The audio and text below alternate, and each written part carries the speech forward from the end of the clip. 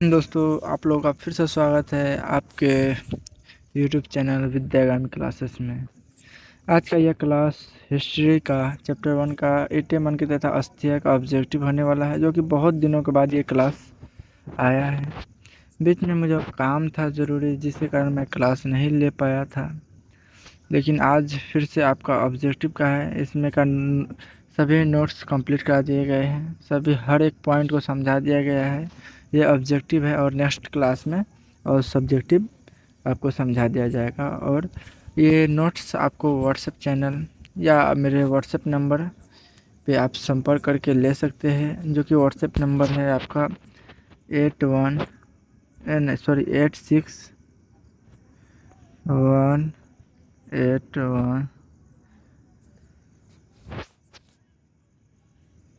Sorry दूसरा number दे रहा हूँ।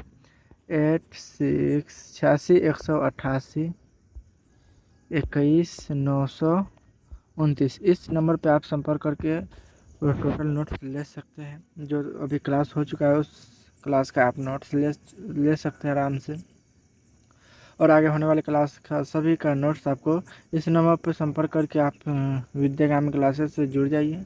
वहाँ पे आपके सभी नोट्स फ्री में प्रोवाइड करा दिए जाएंगे। इस साल पूरा फ्री चलेगा और नेक्स्ट ईयर से कुछ और बेहतर और प्लानिंग के साथ किया जाएगा, जो कि पेड होगा, और अभी लोगों फ्री ही होगा। इस साल पूरा फ्री जाएगा। आप लोग सपोर्ट कीजिए। सपोर्ट नहीं मिल रहा है फिर भी आप लोग सपोर्ट कीजिए। अपने दोस्त भाई बंधु सभी तक वीडियो को शेयर कीजिए, सब्सक्राइब कीजिए। चलिए आज का क्लास शुरू करते हैं। बिहार बोर्ड इंटर परीक्षा 2026 के लिए है ये हिस्ट्री चैप्टर 1 ईटे मनकी तथा अस्थिया। ईटे मनकी तथा अस्थिया का ये ऑब्जेक्टिव है। चलिए आज का पहले क्वेश्चन की तरफ चलते हैं। देखिए, आज का आपका पहला क्वेश्चन है, हड़प्पा सभ्यता की मोहरें किस चीज़ की बनी है। देखिए, हड़प्पा सभ्यता की मोहरें, देखिए हड़प्पा सभ्यता में जो भी मोहरें पाई गई है, मोहर जो कि मोहर होता है वो आप अभी भी मोहर है, वो किस चीज़ की बनी हुई थी, तो सेल खड़ी की बनी थी। किस चीज़ की बनी थी, तो सेल खड़ी की बनी हुई थी। नेक्स्ट क्वेश्चन है अपना, बनावली किस राज्य में स्थित है। बनावली किस राज्य में स्थित है। देखिए, बनावली किस राज्य में स्थित है, बनावली आपका हरियाणा राज्य में स्थित है। बनावली हरियाणा राज्य में स्थित है। नेक्स्ट क्वेश्चन की ओर चलते हैं। आज का हमारा तीसरा क्वेश्चन है, भारतीय भारतीय भारतीय पुरातत्व का जनक किसको माना जाता है। देखिए, भारतीय पुरातत्व का जनक किसको माना जाता है, तो व्हीलर को। देखिए, पुरातत्व कौन होता है, जो पुराने वस्तुओं की खोजबीन करते हैं, उसी को पुरातत्व कहते हैं। या धरती के गर्भ में छिपी हुई वस्तुओं की खुदाई करके उससे भौतिक जीवन का ज्ञान प्राप्त किया जाता है, उसे ही पुरातत्व या पुरावित कहते हैं। समझ गए। चलिए नेक्स्ट क्वेश्चन की ओर चलते हैं। आज का अपना चौथा क्वेश्चन है, हड़प्पा सभ्यता के अवशेष कहाँ से नहीं मिले हैं। देखिए, इनमें से हड़प्पा सभ्यता की अवशेष कहाँ से नहीं मिला है, तो केरल से नहीं मिला है। सॉरी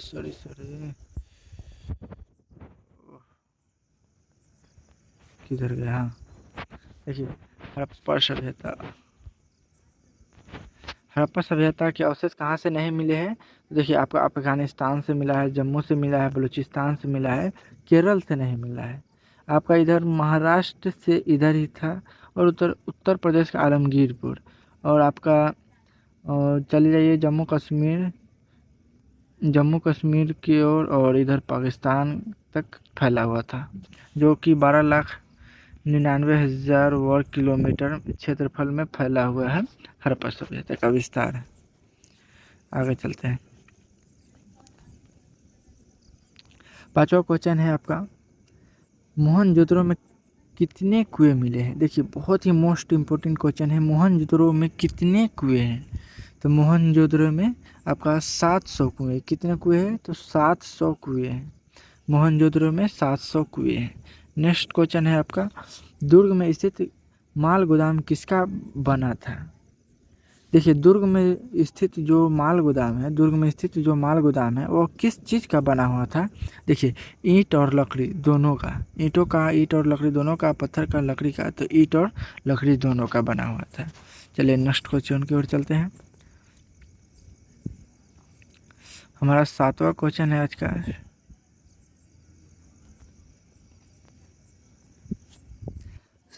समाधानों में, देखिए समाधानों में निम्नलिखित में कौन सी वस्तु नहीं है? समाधानों में निम्नलिखित में कौन सी वस्तु नहीं है? मन के आभूषण, तांबे का बर्तन, तांबे के घड़े। तो देखिए इसमें तांबे के घड़े नहीं है, तांबे के घड़े नहीं है। क्या नहीं है? तांबे के घड़े सावधानों की वस्तु नहीं। 8वां क्वेश्चन है, शंख से क्या नहीं बनता था? देखिए शंख से क्या नहीं बनता था? तो आपको शंख से मनकी नहीं बनता था, या चूड़िया नहीं बनता था, या करछिया नहीं बनता था, या पिचकारी की वस्तुएं नहीं बनता था। तो देखिए शंख से आपको मनकी नहीं बनता था, चूड़िया बनती थी, करछिया पिचकारी की वस्तु ये सभी शंख से बनता था, लेकिन मन के शंख से नहीं बनता था। चलिए नेक्स्ट प्रश्न की ओर चलते हैं। आज ये ऑब्जेक्टिव आपका क्लोज हो जाएगा, आज ये ऑब्जेक्टिव ख़त्म हो जाएगा और उसके बाद में नेक्स्ट क्लास में आपका सब्जेक्टिव क्लियर करा दिया जाएगा। 9वां क्वेश्चन है आपका, गठोस्वर जोधपुरा संस्कृति कहाँ पनपी थी? देखिए गठोस्वर जोधपुरा संस्कृति कहाँ पनपी थी? तो राजस्थान में पनपी थी। नेक्स्ट प्रश्न की ओर चलते हैं। हड़प्पा लिपि के कितने चिन्ह मिले हैं? देखिए हड़प्पा लिपि के कितने चिन्ह मिले हैं? तो 375 से 400 तक, जो कि सबसे कठिन लिखावट है। 375 से 400 चिन्ह है हड़प्पा लिपि में।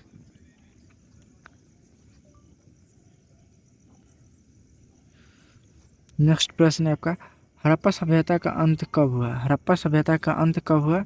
तो देखिए हड़प्पा सभ्यता का काल आपसे पूछा जाए, हड़प्पा सभ्यता का काल 2600 ईसा पूर्व से लेकर 2600 ईसा पूर्व से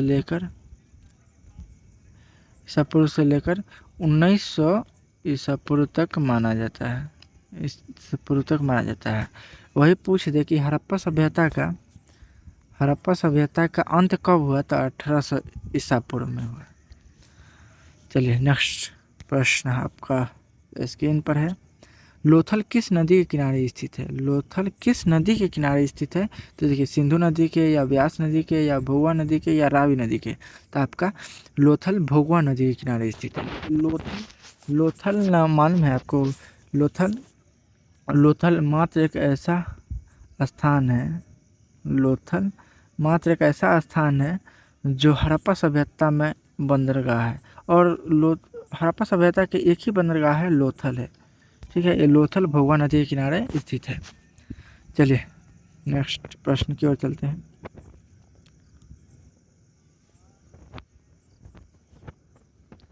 सिंधु घाटी के निवासियों को किस धातु का ज्ञान नहीं था? देखिए सिंधु घाटी या हड़प्पा सभ्यता के लोगों को किस धातु का ज्ञान नहीं था? देखिए ऑप्शन ए है सोना, चांदी, लोहा, तांबा। तो आपका सही आंसर हो जाएगा लोहा, क्योंकि हड़प्पा सभ्यता के लोगों को लोहा का ज्ञान नहीं था। नेक्स्ट प्रश्न है आपका, हड़प्पा सभ्यता किस युग की सभ्यता है? हड़प्पा सभ्यता किस युग की सभ्यता है? ऑप्शन ए है पूर्व पाषाण युग, नव पाषाण युग, कांस्य युग, लौह युग। देखिए हड़प्पा सभ्यता कांस्य युग की सभ्यता है। किस युग की? तो कांस्य युग की सभ्यता है। नेक्स्ट प्रश्न की ओर चलते हैं।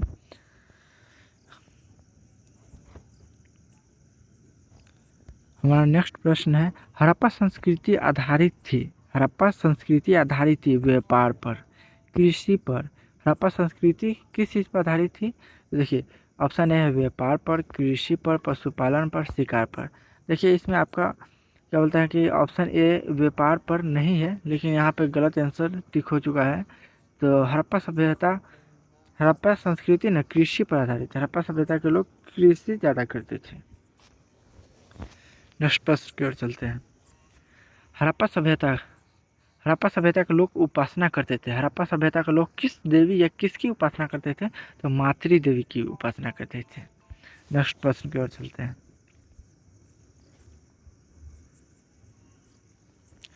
नेक्स्ट क्वेश्चन है हम अपना, हड़प्पा सभ्यता का स्वरूप क्या है? हड़प्पा सभ्यता का स्वरूप क्या है? तो देखिए ऑप्शन है ग्रामीण सभ्यता, शहरी सभ्यता, भोजन संग्राहक सभ्यता, कबीलाई सभ्यता। देखिए हड़प्पा सभ्यता का स्वरूप शहरी सभ्यता है। हड़प्पा सभ्यता शहरी सभ्यता है और वैदिक सभ्यता है न जो वो ग्रामीण सभ्यता है। वैदिक सभ्यता आपका ग्रामीण सभ्यता है।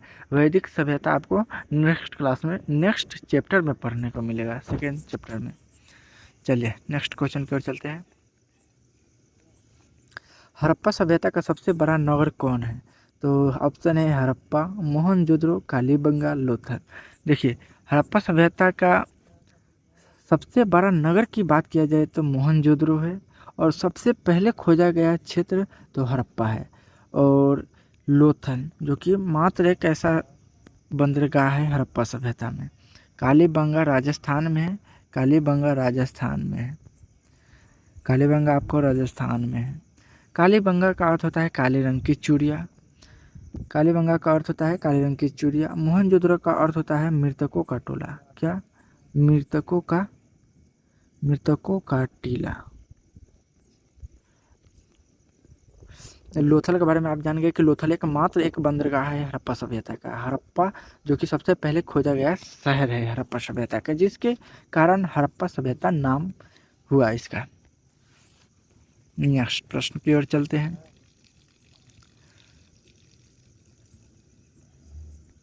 नेक्स्ट प्रश्न है अपना, हड़प्पा सभ्यता की सर्वप्रथम खोज किसने की थी? तो देखिए हड़प्पा सभ्यता का खोज दयाराम साहनी ने किया था। दयाराम साहनी ने किया था। नेक्स्ट प्रश्न की ओर चलते हैं। कब किया था? तो 1921 ईस्वी में किया था। कब किए थे? तो 1921 ईस्वी में दयाराम साहनी ने हड़प्पा सभ्यता की खोज किया था। हड़प्पा का खोज किया था। हड़प्पा सभ्यता की खोज किया था। हाँ, हड़प्पा सभ्यता की खोज किया था। और हड़प्पा की खोज भी दयाराम साहनी ने 1921 ईस्वी में किया था। तो चलिए हड़प्पा किस नदी के किनारे स्थित है? तो हड़प्पा आपका सिंधु नदी के किनारे स्थित है, या व्यास नदी के किनारे स्थित है, या सतलज नदी के किनारे स्थित है, या रावी नदी के किनारे स्थित है। देखिए हड़प्पा सभ्यता की बात किया जाए, हड़प्पा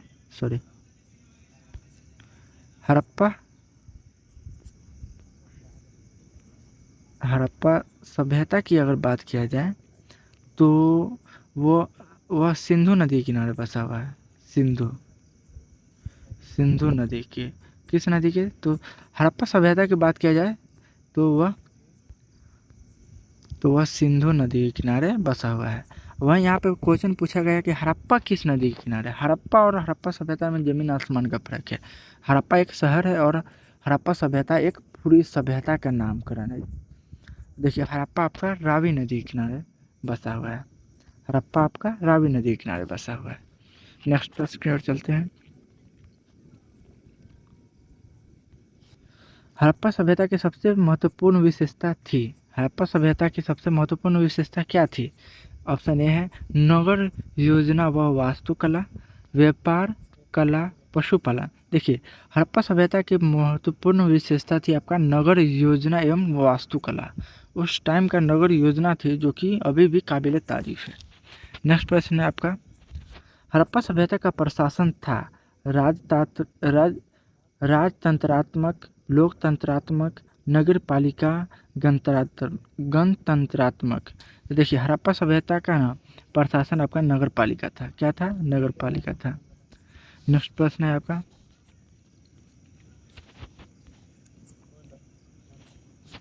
हड़प्पा सभ्यता के पतन का क्या कारण थे? देखिए फर्स्ट है आपका विदेशी आक्रमण, प्राकृतिक कारण, मानवीय कारण, उपयुक्त सभी। तो इनमें से सभी माना जाता है, यानी कि असली कारण है। माना जाता है कि विदेशियों ने आक्रमण किया था जिसके कारण हड़प्पा सभ्यता का अंत हुआ।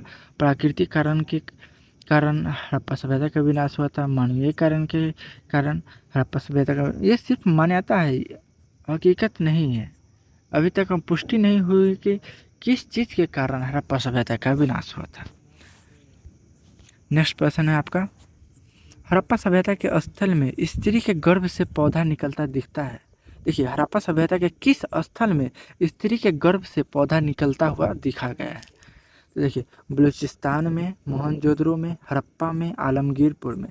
देखिए हड़प्पा में ना स्त्री के गर्भ से पौधा निकलते हुए देखा गया है, निकलता हुआ दिखा गया है। नेक्स्ट प्रश्न की ओर चलते हैं।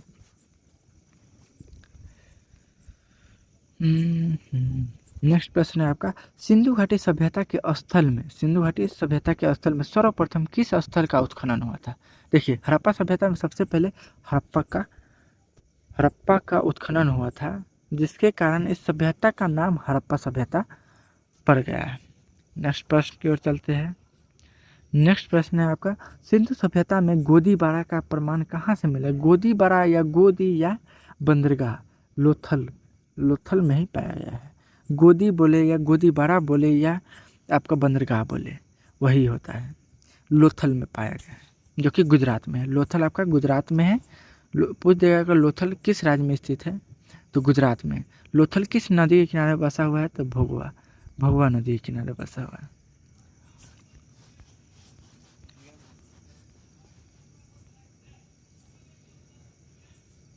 नेक्स्ट प्रश्न है आपका, किस सिंधु स्थल से सूती कपड़े का साक्ष्य मिला है? देखिए, हड़प्पा सभ्यता में ऐसी कौन सी जगह है जहाँ से सूती कपड़े का साक्ष्य मिला है?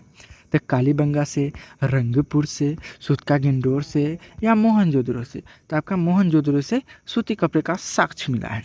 नेक्स्ट प्रश्न है आपका, मोहनजोदड़ो का उत्खनन किया था, मोहनजोदड़ो का उत्खनन किसने किया था?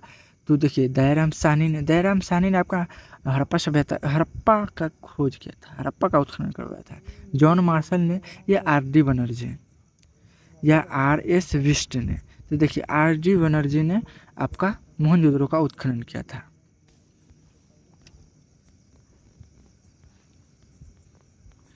नेक्स्ट प्रश्न है आपका, कालीबंगा किस नदी के किनारे स्थित है? या कालीबंगा पूछ देता है। कालीबंगा से संबंधित बहुत सारे क्वेश्चन आते हैं, 3-4 क्वेश्चन आते हैं जो कि मोस्टली पूछे गए हैं और पूछे जाएंगे। तो देखिए, कालीबंगा किस नदी के किनारे अवस्थित था? तो देखिए, रावी नदी के या सिंधु नदी के या सतलज नदी के या सरस्वती नदी के? तो देखिए, सरस्वती नदी के किनारे अवस्थित है कालीबंगा।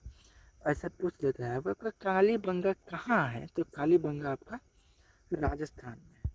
कालीबंगा आपका राजस्थान में है। कालीबंगा का अंत क्या, कालीबंगा का अर्थ क्या होता है? तो काले रंग की चूड़िया होता है। काले रंग की चूड़िया होता है। काले रंग की चूड़िया होता है। और इससे संबंधित और प्रश्न आता है, कालीबंगा कहाँ स्थित है? तो राजस्थान में। कालीबंगा की अर्थ क्या होता है? तो काले रंग की चूड़िया होता है। और कब्रगाह के बारे में पूछता है कि सबसे पहले कब्रगाह कहाँ मिला? तो कालीबंगा में मिला। चलिए, नेक्स्ट प्रश्न की ओर चलते हैं। अपना नेक्स्ट प्रश्न है आपका, सिंधु सभ्यता का बंदरगाह नगर कौन था? देखिए, मोस्टली इम्पोर्टेंट क्वेश्चन है, जो कि हर साल यानी कि 10 साल में आपको 8 साल 7 साल से ये क्वेश्चन पूछे जा रहे हैं। सोचिए कितना इम्पोर्टेंट क्वेश्चन है। देखिए, सिंधु सभ्यता का बंदरगाह नगर कौन था? हड़प्पा, मोहनजोदड़ो, कालीबंगा, लोथल। आपका लोथल जो कि बंदरगाह, मात्र एक बंदरगाह, जो आसानी से याद आ जाएगा। नेक्स्ट प्रश्न की ओर चलते हैं। नेक्स्ट प्रश्न है आपका, मोहनजोदड़ो किस नदी के किनारे बसा हुआ था? मोहनजोदड़ो किस नदी के किनारे बसा हुआ था? तो देखिए, सिंधु नदी के किनारे, रावी नदी के किनारे, झेलम नदी के किनारे या चिनाब नदी के किनारे? तो आप लोगों को मालूम है कि मोहनजोदड़ो सिंधु नदी के किनारे बसा हुआ था, और हड़प्पा रावी नदी के किनारे, और हड़प्पा सभ्यता सिंधु नदी के किनारे। नेक्स्ट प्रश्न की ओर चलते हैं। नेक्स्ट प्रश्न है आपका, मोहनजोदड़ो किस भाषा का शब्द है? तो मोहनजोदड़ो आपका हिंदी भाषा का शब्द है, या सिंधी भाषा का शब्द है, या उर्दू भाषा का शब्द है, या फारसी भाषा का शब्द है? तो मोहनजोदड़ो आपका सिंधी भाषा का शब्द है। मोहनजोदड़ो का अर्थ होता है मृतकों का टीला, मृतकों का टीला, टोला नहीं, टीला।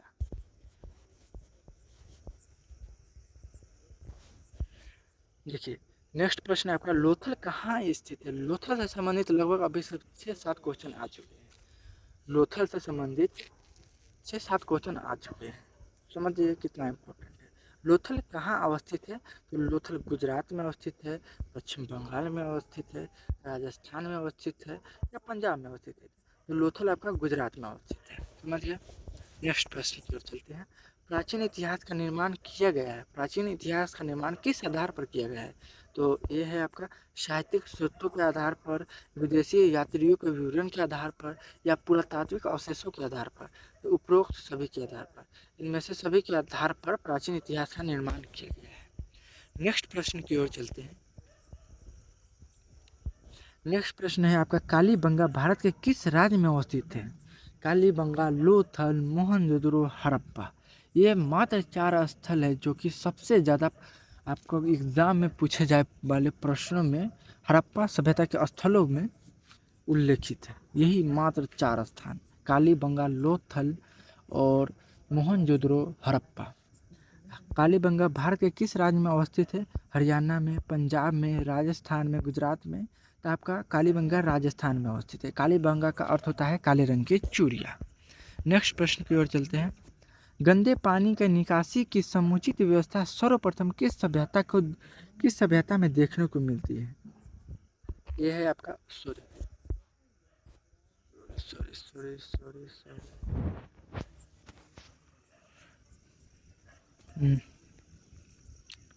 फ़ोन से आपको क्लास लेने में बहुत ज़्यादा दिक्कत होता है। कोशिश कर रहे हैं आने वाले नेक्स्ट ईयर में ज़रूर डिजिटल बोर्ड ले, आप लोगों को सपोर्ट मिलेगा।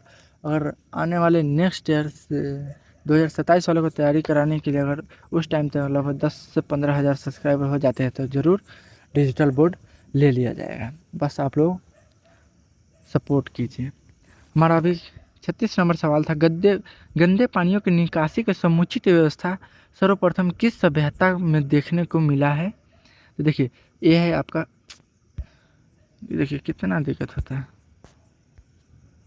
ए में सिंधु सभ्यता, मिस्र की सभ्यता, रोमन की सभ्यता, चीनी सभ्यता। तो आपको सिंधु घाटी सभ्यता में सबसे पहले गंदे पानी को समुचित व्यवस्था यानी कि नाले के रास्ते बहाने की प्रक्रिया का माध्यम पाया गया है। 37 नंबर क्वेश्चन है आपका, सिंधु सभ्यता में नर्तकी की मूर्ति कहाँ से मिली है? सिंधु सभ्यता में नर्तकी की मूर्ति कहाँ से मिली? सबसे मोस्ट इम्पोर्टेंट क्वेश्चनों को लिस्ट में ये भी आता है। ऑप्शन ए है आपका, यार क्या हो रहा है, मोहनजोदड़ो से, हड़प्पा से, कोटिदीजी से, राखी गड्ढी से। देखिए सिंधु सभ्यता में नर्तकी की मूर्ति आपका मोहनजोदड़ो से मिला है। कहाँ से मिला है? मोहनजोदड़ो से मिला है। नेक्स्ट प्रश्न है आपका, सिंधु सभ्यता का किस देश के साथ व्यापारिक संबंध नहीं था? मेसोपोटामिया से, ईरान से, अफगानिस्तान से, चीन से। देखिए सिंधु सभ्यता का ना व्यापारिक संबंध चीन से नहीं था। नेक्स्ट प्रश्न की ओर चलते हैं।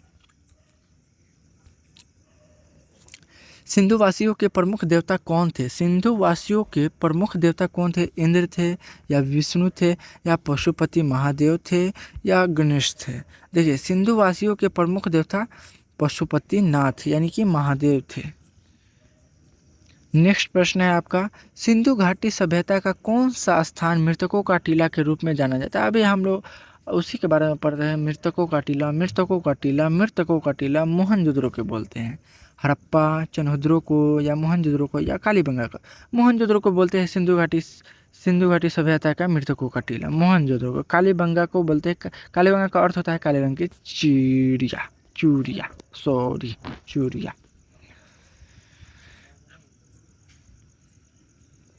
नेक्स्ट प्रश्न है आपका, सिंधु घाटी सभ्यता का कौन सा शहर सिंध का बाग कहा जाता है? तो ऑप्शन ए है आपका मोहनजोदड़ो को, ऑप्शन बी है आपका हड़प्पा को, ऑप्शन सी है आपका लोथल को, ऑप्शन डी है आपका कालीबंगा को। देखिए सिंधु घाटी सभ्यता का कौन सा शहर सिंध का बाग? सिंध का बाग आपको मोहनजोदड़ो को बोला जाता है, सिंध का बाग। नेक्स्ट प्रश्न की ओर चलते हैं। नेक्स्ट प्रश्न है अपना, सिंधु सभ्यता में समाज का स्वरूप था।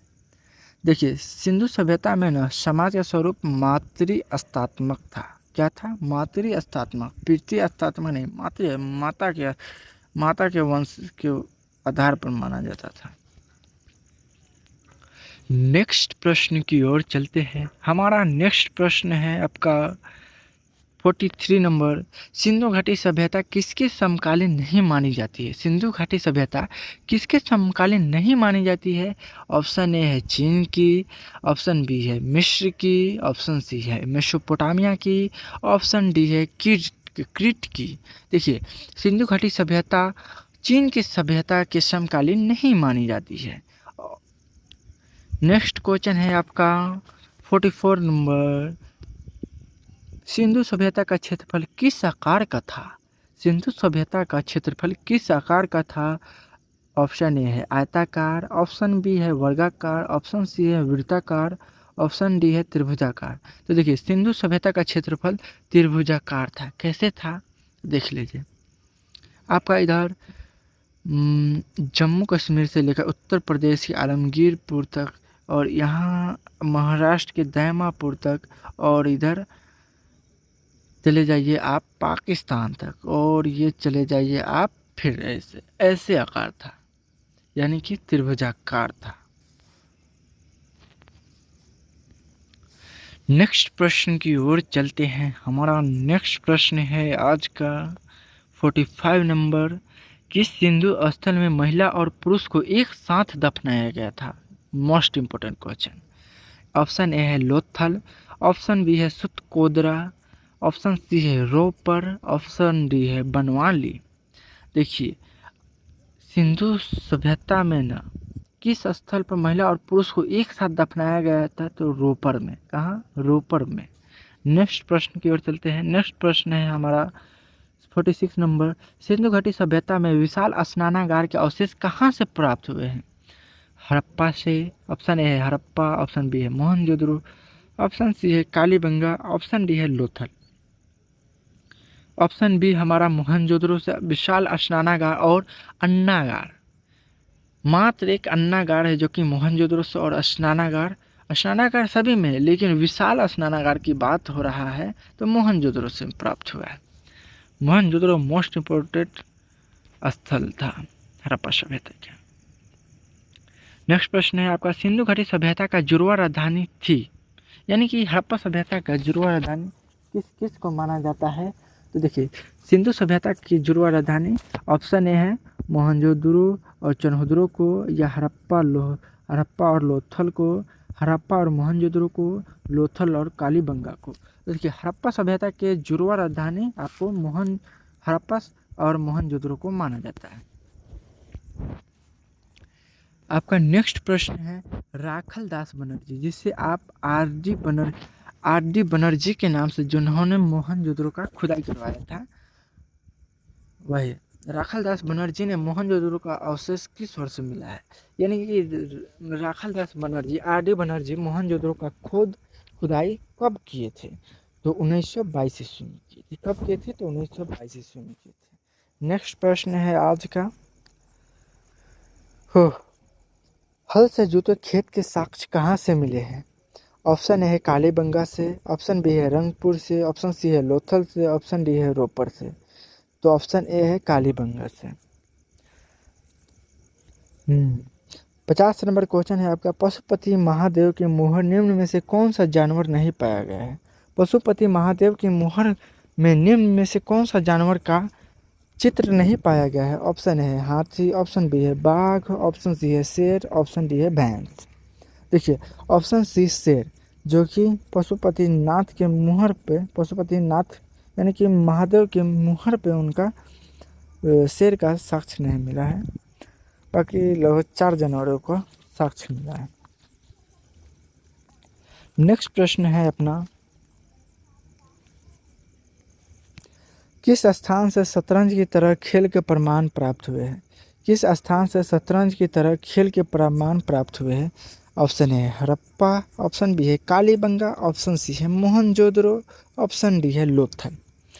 देखिए, हड़प्पा सभ्यता में शतरंज की तरह खेल का प्रमाण आपका लोथल से मिला है, यानी कि बंदरगाह से मिला है। वो वहाँ बहुत सारे देशों से लोग व्यापार करने आते थे, जिसके कारण, और दूसरे देश का क्या बोलते हैं, वो शतरंज की तरह एक खेल का आगमन हुआ हमारे हड़प्पा सभ्यता में, वही इसमें पूछा गया है। नेक्स्ट प्रश्न है आपका, राय बहादुर दयाराम शाह ने देखिए आपका शॉर्ट नेम में आप दयाराम साहनी जानते हैं, लेकिन उनका पूरा नाम राय बहादुर दयाराम साहनी है। ने कहाँ उत्खनन करवाया था? तो मोहनजोदड़ो में, हड़प्पा में, लोथल में, कालीबंगा में, तो हड़प्पा में उन्होंने खुदाई करवाया था। कब करवाया था? तो 1921 ईस्वी में करवाया था। नेक्स्ट प्रश्न है आपका, मोहनजोदड़ो की खोज 1922 ईस्वी में किसने की थी? मोहनजोदड़ो की खोज 1922 ईस्वी में किसने किया था? ऑप्शन ए है दयाराम साहनी, ऑप्शन बी है राखलदास बनर्जी, ऑप्शन सी है माधव वत्स, ऑप्शन डी है रघुनाथ राव।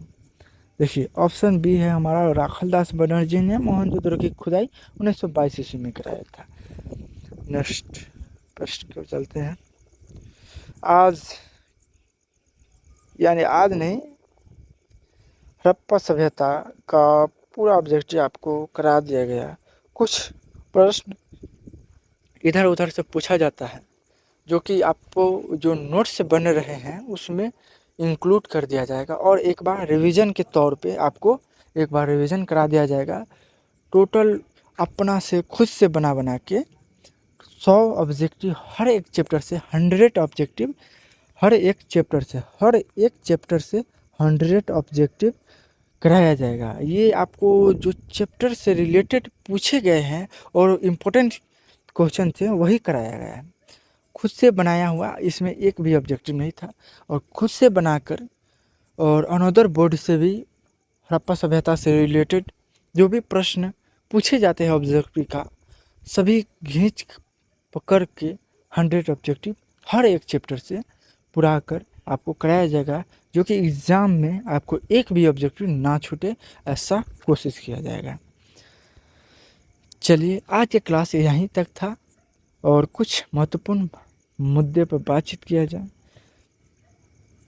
लगभग 4-5 क्लास अपलोड कर दिए गए, जिसमें आपका आज हिस्ट्री का पहला चैप्टर का ऑब्जेक्टिव भी कंप्लीट करा दिया गया है, और नेक्स्ट क्लास में आपको हिस्ट्री का फर्स्ट चैप्टर का सब्जेक्टिव कंप्लीट करा जाएगा। अब क्लास लगभग 1-2 दिन 3 दिन पे आते ही रहेगा। पहले की तरह 10-15 दिन लेट हुआ है, बीच में मुझे काम था, अब लेट नहीं होगा। 2 दिन 3 दिन पर क्लास आते रहेगा। आप लोग क्लास से जुड़िए, अपने भाई दोस्त बंधु सभी के पास में क्लास को शेयर कीजिए, सपोर्ट कीजिए। आने वाले नेक्स्ट जो 2026 में 12th का एग्ज़ाम देंगे, उन लोगों के लिए मैं बेहतर से बेहतर कोशिश करूंगा कि डिजिटल बोर्ड ले सकूं, लेकिन उसके लिए आप लोगों को सहायता सपोर्ट करना पड़ेगा।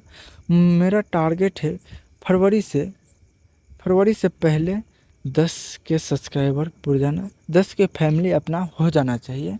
और डिजिटल बोर्ड के लिए आप लोग चाहे तो कुछ करके ही कुछ होता है, कुछ करके ही कुछ होता है। तालाब एक बैग नहीं भरता है, बूंदे बूंदे पानी से ही भरता है। इसलिए अभी हम लोगों के पास में अगस्त चल रहा है, सितंबर, अक्टूबर, नवंबर, दिसंबर, जनवरी, फरवरी, लगभग 6 मंथ है, यानी कि 180 दिन में 10 के सब्सक्राइबर और डिजिटल बोर्ड का सपना पूरा करना है। डिजिटल बोर्ड का सपना हम लोगों का पूरा करना है, कैसे भी करके जनवरी तक डिजिटल बोर्ड जनवरी तक ले लेना है, जिसके लिए आप लोगों को सपोर्ट का ज़रूरत है। आप लोग सपोर्ट कीजिए, हम ज़रूर, आप लोग अगर सपोर्ट कीजिएगा तो हम ज़रूर जनवरी तक, मैं वचन दूंगा कि जनवरी तक डिजिटल बोर्ड ले लूँगा, जिसके कारण पढ़ाई और आसान हो जाएगा। पढ़ाई में बहुत सारी दिक्कत हो जाता है, अभी मोबाइल से हर चीज़ मुझे ही करना पड़ता है। अगर आप में से कोई ग्राफिक डिज़ाइनिंग का काम करता है तो मेरे साथ काम कर सकते हैं, या कोई सब्जेक्ट का पढ़ा सकते हैं, तो आप लोग अपने भाई जो एग्ज़ाम दे चुके हैं उनसे मुझे बात करवाइए, हम साथ में कर सकते हैं आगे कुछ। तो आप लोग हमसे जुड़िए, हम लोग आगे कुछ करेंगे। मैं अकेला ही हूँ इसमें, अभी अकेला ही हूँ। मेरा दोस्त तो बोला है, एक दोस्त है जो कि मेरा दोस्त है, वो बोला है कि मैं तुम्हारा साथ दूंगा। वो उसको आने में अभी समय है, लेकिन कोई ना, साथ में रहेंगे, सब हो जाएगा। फिर भी लगभग 6-7 सब्जेक्ट अकेले कवर करना, हर चीज़ थंबनेल, नोट्स, ये सभी खुद से बनाना मुमकिन नहीं है। फिर भी जिसके कारण क्लास लेट आती है और लेट आती रहेगी, जब तक आप लोग सपोर्ट नहीं करिएगा मैं बंदे को हायरिंग करूँगा। अगर आप लोग कर सकते हैं तो आप लोग सपोर्ट कीजिए, अगर नहीं कर सकते हैं तो आप लोग सपोर्ट कीजिए। मैं बंदे को हायरिंग करूँगा और उस दूसरे से करवा के और डेली क्लास लेने का कोशिश करूँगा। ठीक है, चलिए मिलते हैं नेक्स्ट क्लास में। तब तक के लिए पढ़ाई को रखिए जारी। तब तक के लिए जय हिंद, जय भारत। मिलते हैं नेक्स्ट क्लास में।